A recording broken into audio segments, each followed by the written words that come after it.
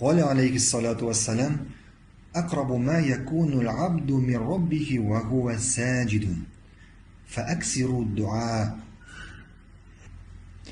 Peygamberimiz sallallahu aleyhi ve sellem aytты: Кылның үз Раббысына иң якынайган чагы ул сәҗдә вакыты. Шуңа күрә шул халәттә күбрәк дуа кылыгыз. Менә син сәҗдәгә китәсеңме Аллаһ каршында?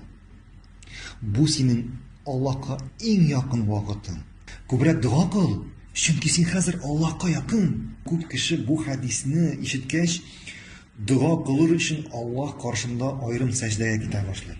Әйтик, аның берәр хаҗәте бар. Ул нәрсәдер сорыйсы килә Аллаһтан һәм шуны сорар өчен ул сәҗдәгә китә. Бу әлбәттә дөрес түгел. Чөнки Аллаһның илчесеннән бер хадис тә килмәде. Кайда ул саллаллаһу алейхи ва саллям дуа ясар өчен аерым сәҗдәгә китте. Бу хадистә намаз вакытындагы сәҗдә турында сүз бара. Фарз намазмы, сөннәт намазмы?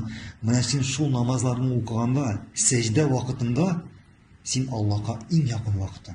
Әлбәттә, инде монда сүз бармый. Әгәр дә без бүген әйләнә тирәбезгә карасак, кешеләрнең намаз укуларына сәҗдәнең вакыты 2 секунд, әллә 1 секунд, каякта 1 секунд та булмый. Нинди дуа турында сүз барсын монда? Әле ул намазның ваҗибатларын үти микән шушы сәҗдәдә?